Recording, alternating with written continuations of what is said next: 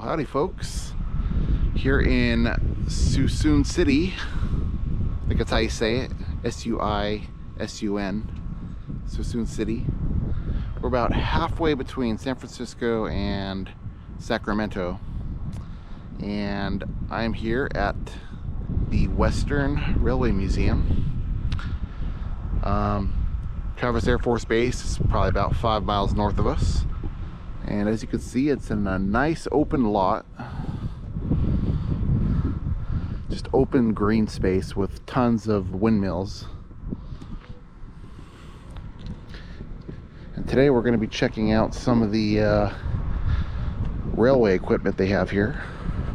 They specialize in trolleys and interurbans, motorman stuff. So let's go in and see what's around. Once you get through the small bookstore and the mini museum they have, restrooms on the right. They also have a depot cafe on the right side.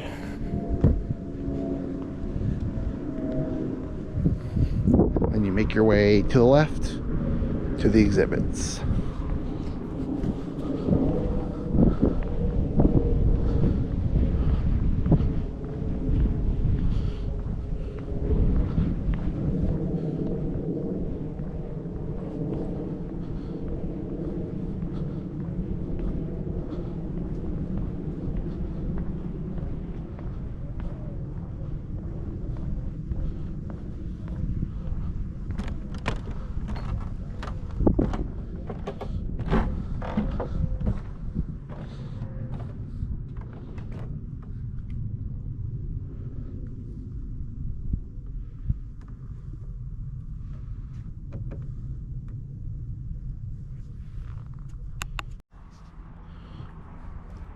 So at the Southern California Railway Museum, we specialize in a lot of LA Railway and Pacific Electric, as well as a few others.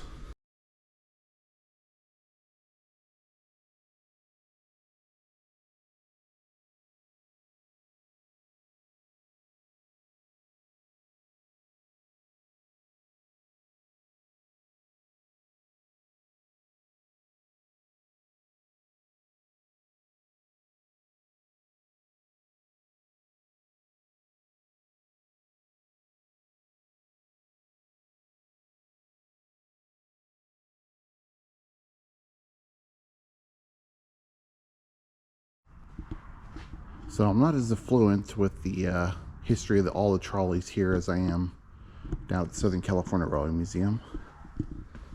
But just doing some observation, this looks fairly unique.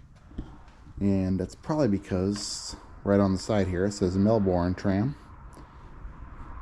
Hop aboard, mate.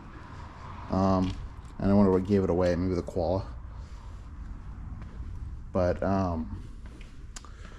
at least down where I'm at, often trolleys have these three-part sections where one's fully enclosed, one's kind of open, and one's closed. And they would usually have something like that.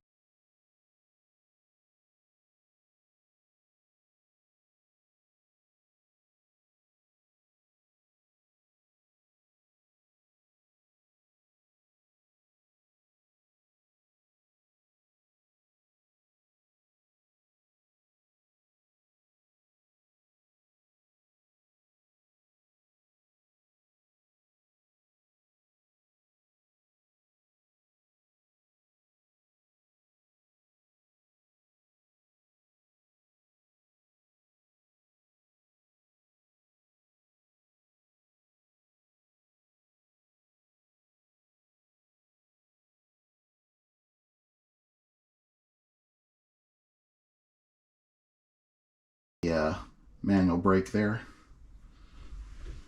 There's the controller, and as you can see, it looks like some things are missing because they are. There'd be a reverser here and an air brake there.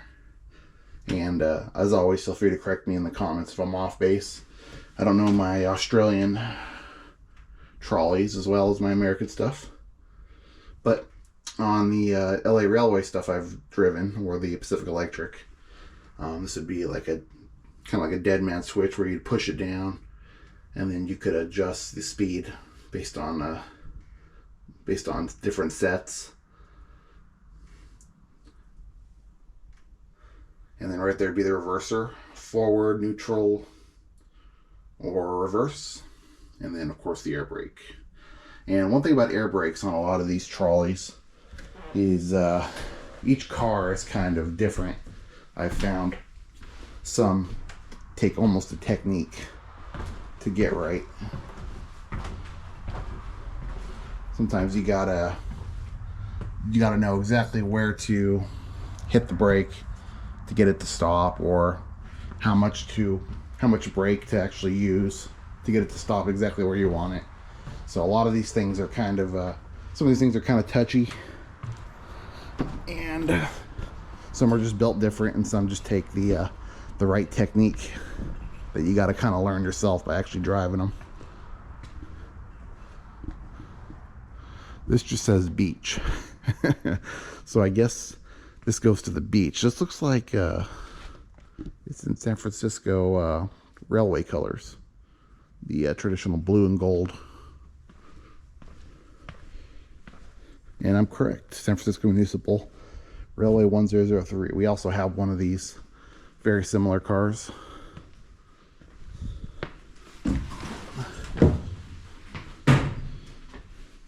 It's more modern. As you can see, a lot of the modern streamlined stuff has pedals and traditional, like a traditional bus would, except it's on rails.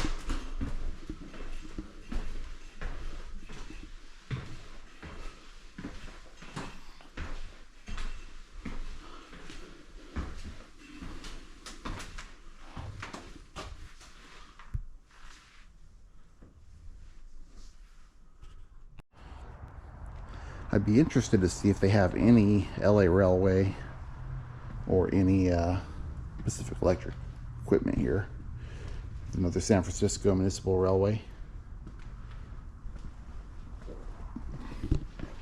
This looks really modern, like 80s, maybe 70s.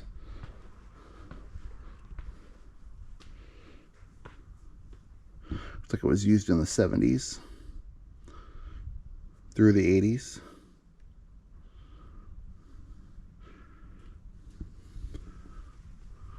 Looks like they're restoring it as well, as you can see. Got a bunch of paint cans in there. Very cool.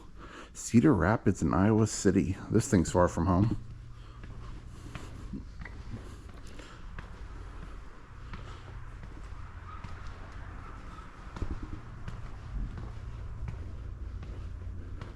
Orange. I wonder who used the orange paint scheme.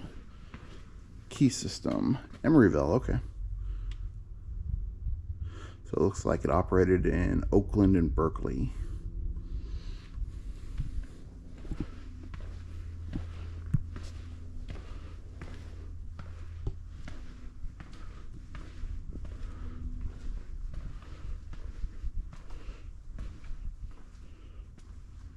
Another PCC, which is kind of the newer streamlined cars. These PCCs were basically the last cars that were used before trolleys were discontinued in major cities. Kind of the last hurrah.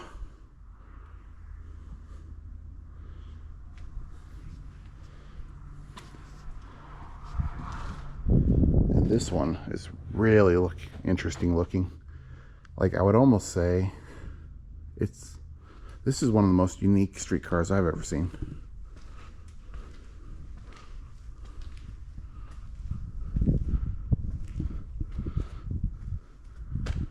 Blackpool Corporation Transport. This looks like something out of the UK or Ireland. Preston Works in England built this car in 1934 for operation in Blackpool. Boat car because of the appearance.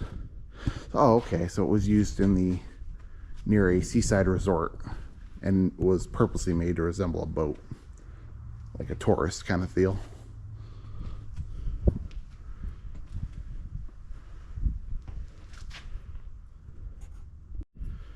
Now, Western Railway Museum specializes in electric railway equipment for sure, but that's not all they have here.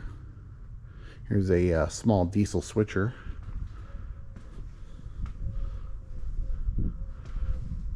Let's see if we can look at some of the history of this. Ontario and Western Railroad to replace steam switching locomotives. So this is one of the first replacements for steam trains in switching yards.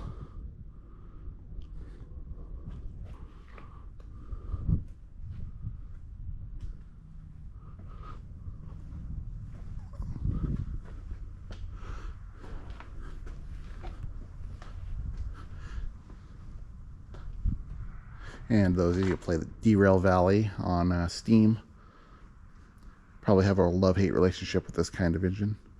But also there's some freight train equipment as well.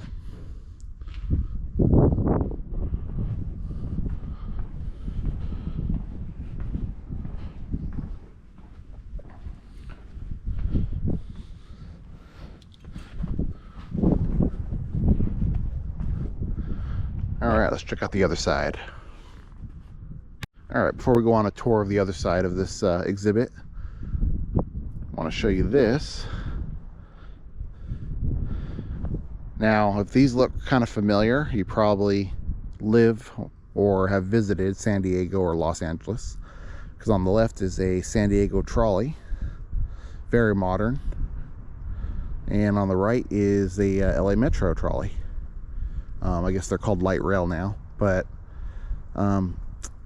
we have two of these exact same models down at the Southern California Railway Museum in Paris as well. And it looks like San Diego and LA both decided to donate these to different museums to preserve. Let me just say one thing. You know you're getting old when the stuff you have ridden on is now being displayed in museums. I feared this day would come, but here we are. This is the stuff I've ridden on as a kid, and here it is now at museums for little kids to come up and be like, whoa, that's what they rode on back in the day. And here it is. So wow, I guess we all have that moment in our lives where we come to that realization, huh? But yeah, these run. I'm assuming these run here because they do run at the Southern California Railway Museum, and we do run them on occasion. We're actually hoping to actually get the ACs fixed on them so we can run them midday in the summer, have a nice cool place for passengers to come hang out or ride, instead of cutting operations off, because it gets hot in Paris. We're talking 105 up to 110. Just absolutely miserable to be riding rail equipment midday. Because let's face it, we're a weaker generation than our ancestors. I mean, I can't even imagine the Santa Fe chief running through Phoenix, engineer running a steam train through there in the middle of summer. I just don't know how they do it. All right, let's head through this last section here. Another diesel switcher. Central California Traction. Never heard of them.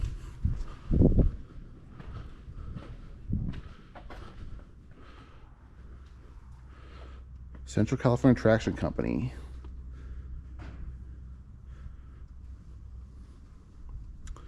Interesting. So the car was used to transport Tokay grapes from vineyards to the winery. So it looks like this was kind of a winery train transporting vineyard grapes for processing. Now this is kind of an interesting car. It almost looks like a maintenance car like we have at Southern California Railway Museum, because if you look at the sides here, it looks like a box car. This isn't typically where passengers would enter. This seems to be more of a maintenance or work crew kind of trolley. There's no information on the side, but it looks like it was ran by Napa Valley route. But it also could have just been the engine pulling the cars. So, depends. They were versatile. Depends what they were used for. And this is cool. I'm glad to see some of these. We have some of these exact same cars, or at least very similar. These Southern Pacific coaches. Fairly old. But let's see. I don't want to give you guys any wrong information here. Yep, 1924. So these were used on steam trains, at least in their originally.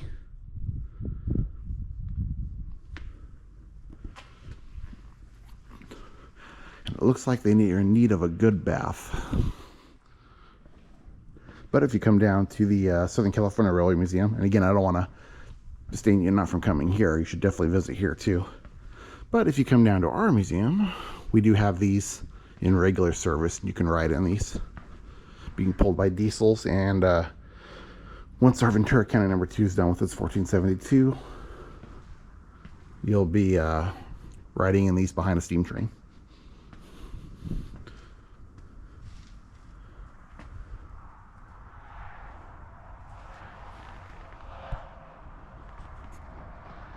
So I was just reading a little bit more about these cars. These were used between San Francisco and San Jose. So essentially, these were the previous version of Caltrain. Southern Pacific ran the route before Caltrain took over, and these were used as commuter cars. So people maybe in San Jose commuted to San Francisco for work would be riding this, coming back in the evening. And being used as far as 1924, that was done by steam. And as you can see, a lot of these cars still need a lot of restoration. So, as always, if you want to help out with those endeavors, you can, I'm sure Western Railway Museum is more than happy to take your volunteer time or any kind of donations to help them get a lot of these trolleys up and running again.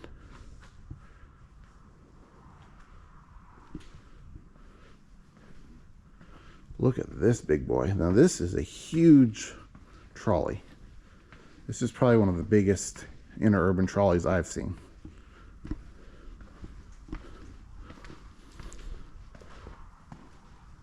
Oh, and here's why. Because it literally is 2 trolleys. Permanently connected. So basically to become one unit. A lot of interurbans we can actually connect, depending on what kind of model it is, into what's called MU. So we can connect, 2, 3, 4 similar type of interurbans like a Pacific Electric, and basically make them, one car. The operator can operate from one car and control the whole train.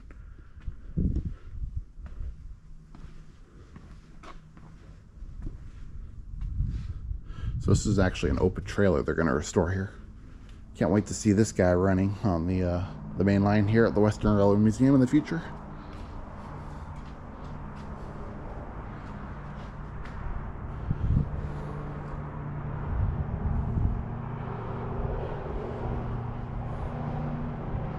What a classic.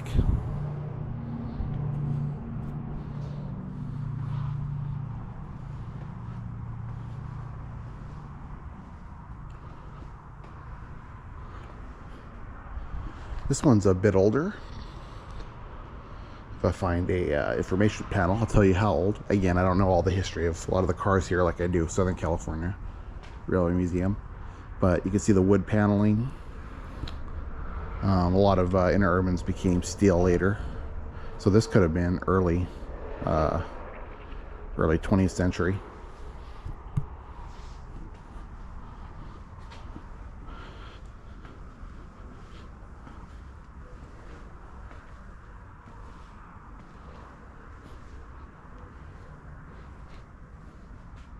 Seems like even back at the turn of the century, they were still prodding people to take public transportation. No parking worries, no punctures, no blowouts, no traffic.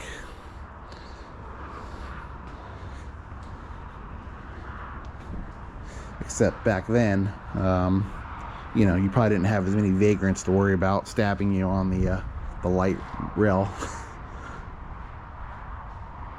Petaluma and Santa Rosa Railroad Company, overnight freight service. So this is really cool and kind of unique. So this looks like it operated in a small town. Again, I don't see any information panel, so I'm not 100% sure on the history of it. But just my observations, it looked like it operated in a small town or area, and where, like on a mainline train, there would be like a baggage coach slash coach passenger car area. So this is like part coach and freight and part passengers. It did both, so they could capitalize on the revenue of both.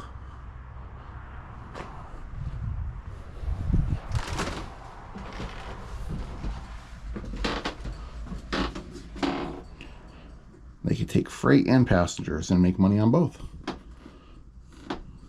Really cool.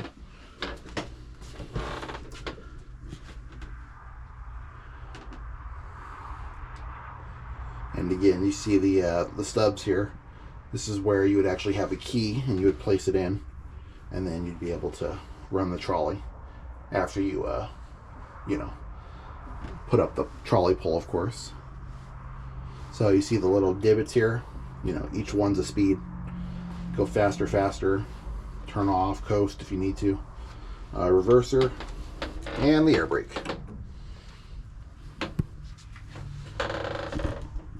So really, when you're controlling a trolley like this, like I have previously,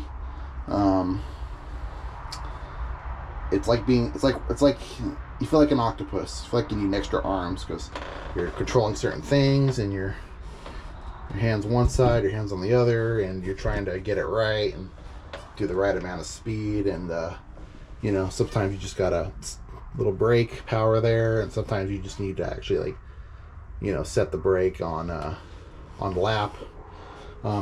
Every trolley is definitely different, and everyone kind of, you need experience to actually get the hang of each car, and kind of almost feel your way. You can learn through a book how to drive these things, but until you've actually driven one and practice on it, you know, that's the only real way you can actually learn to drive. And it looks like an air whistle here too, as opposed to just the trolley bell, which I don't see. I'm not saying it doesn't have one, but oh, there it is. So I'm not going to actually do it, but there's the trolley gong. Ding, ding.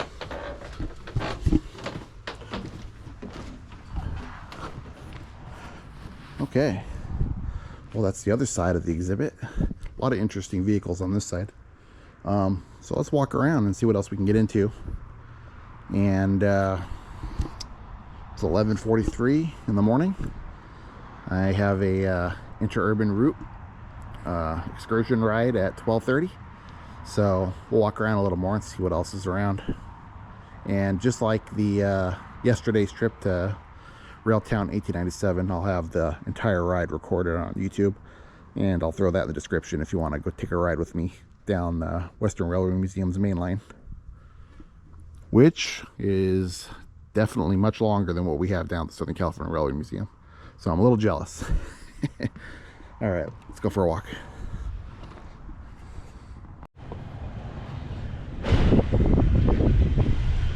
Well, here comes my ride.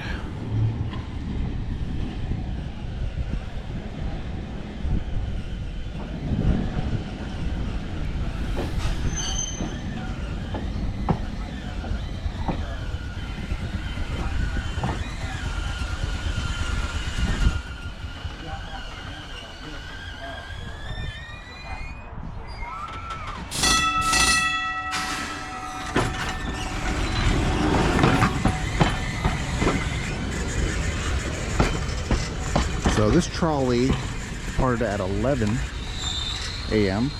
It's now 12:04. So I'm excited to get about an hour's ride on this guy down the main line and back.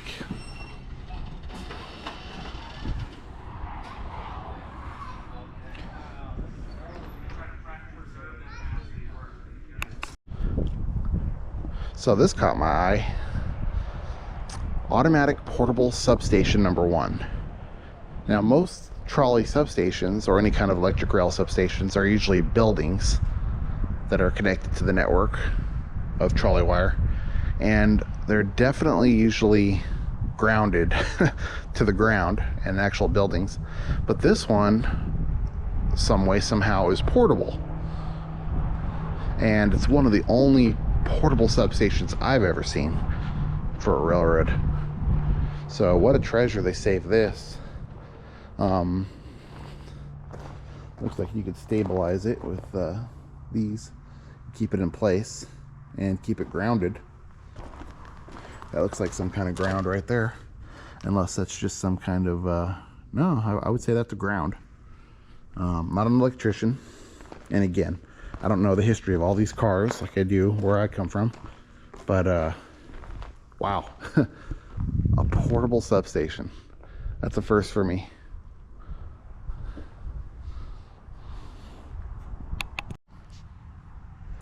So the more I walk around here, the more it reminds me of just my train museum, Southern California Railway Museum in Paris, because they have a lot of similar stuff to what we have. Now I don't know who came up first with the idea, but Western Railway Museum has a signal garden just like we do, and it looks like eventually this looks newer than ours, so we may have come up with the idea first, but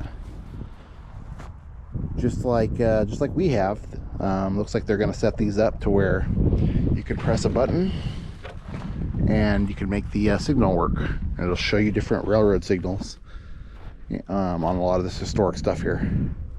Really cool. Looks like they still got a lot of wiring to do, but once it's set up, it's going to be a lot of fun just to come over here and just with the kids and just have them, you know, press a button like this one, for example, and have the signal go.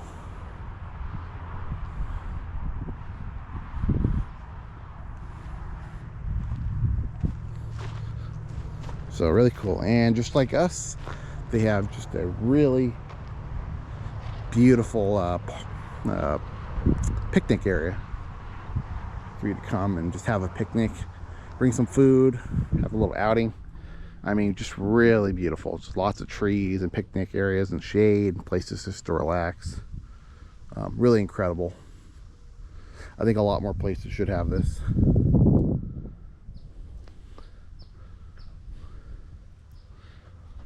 All right, let's do a little more exploring.